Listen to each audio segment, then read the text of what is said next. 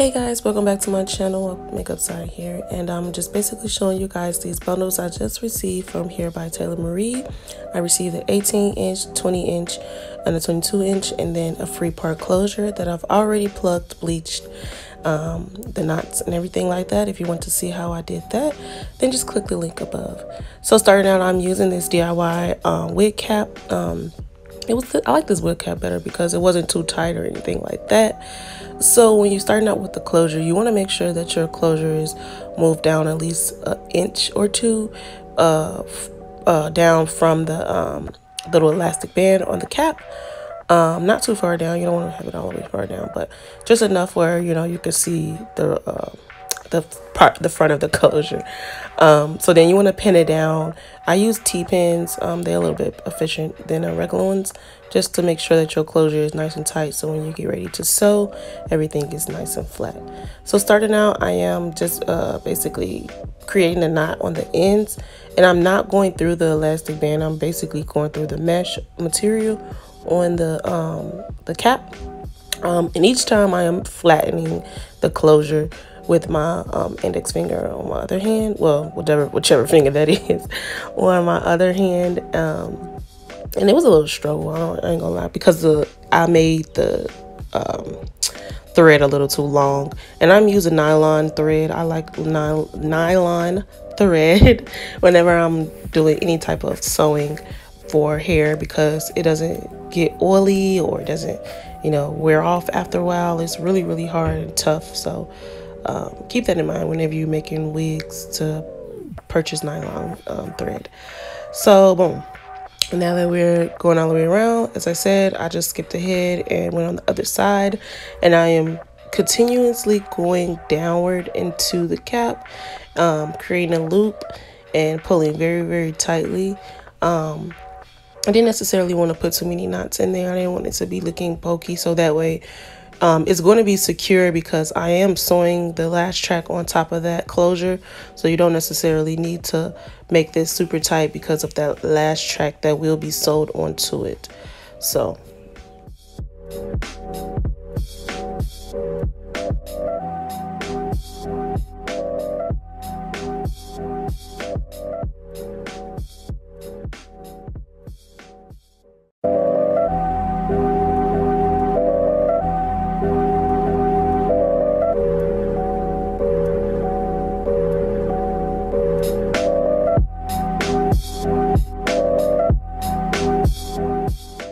moving on to the hair part. Now, I've already sewed one track on. This is actually the second track on this wig, and I am doing loop motions because these wefts on the tracks are pretty thick, and honestly it was a struggle, and I was not about to keep poking myself.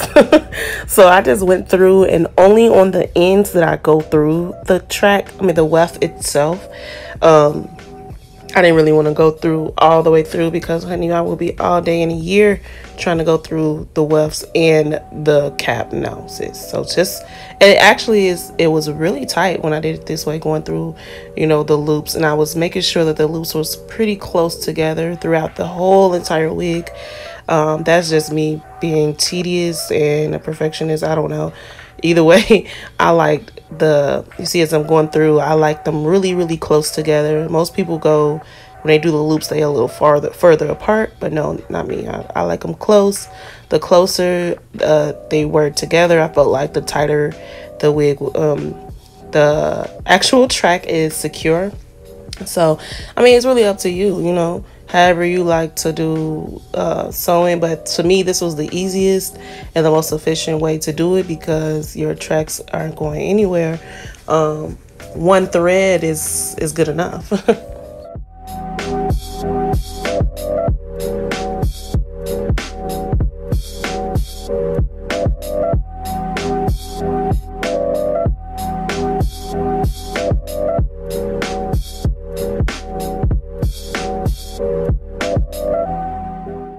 So I'm on to the 20-inch bundle.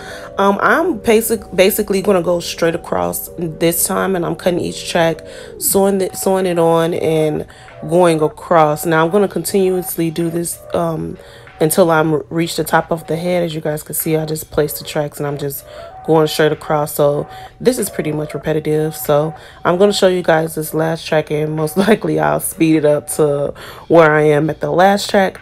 So basically I just cut it across, measured it, cut it, put the T-pins in, and then sewed it down. And I did that all the way up until I got to that last track where I told you guys I'll be sewing it onto the closure.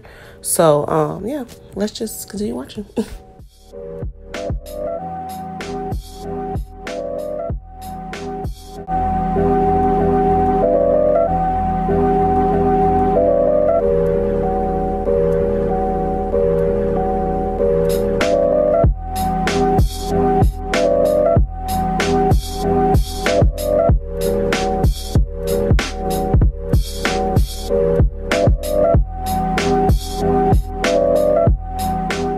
Okay, so once I sewed on that last 18-inch bundle, I am on to the closure. So right here, I am going through slightly through the cap as well as the lace and going through the weft. And that's just only on the end where I went through the weft.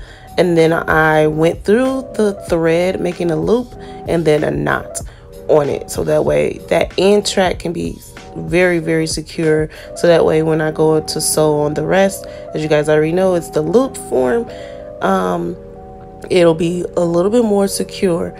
So like I said, I'm going underneath through the closure and sewing it and basically doing a loop.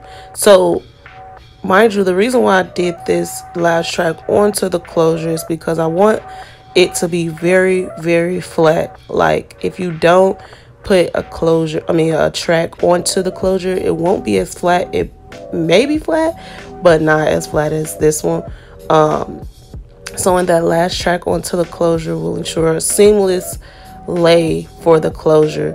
And even with frontals, you do the same exact thing. Sew that last track onto the frontal as well, so that way it can be really, really flat. And when you go into sew it, and flat iron it and make the part wherever you want it, it won't have that bump where you know that last track is, sis.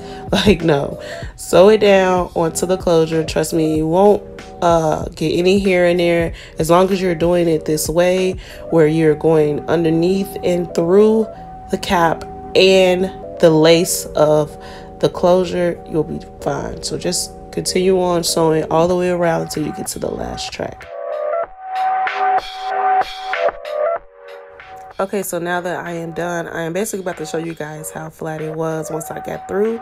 You won't be able to see because the closure was a little bit a little wild, but at the end, of course, you'll be able to see how flat she got. So yeah, I was trying to figure out whether I want a middle part or a side part, but you know, you'll find out.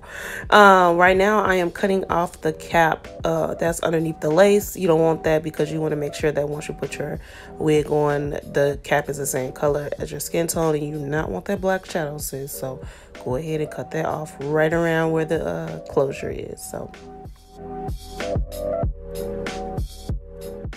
and she is done. This is right before I styled it and tinted the lace and everything like that. As you guys can see, I was not about to keep that clear. You know, I want it to be seamless and matching my skin tone. So right here, you guys can see I've laid it, and that's flat as I mentioned. All I did was add in some water and some Curl Revive by Revlon to get those curls popping and laying that top part. And as you guys can see, it's very flat. So, and here's me wearing the wig, and yes, she is cute. Yes, thank you guys for watching this tutorial. I hope that you guys enjoyed it. Don't forget to subscribe before you guys leave, like and comment on this video, and thanks again for watching. Bye.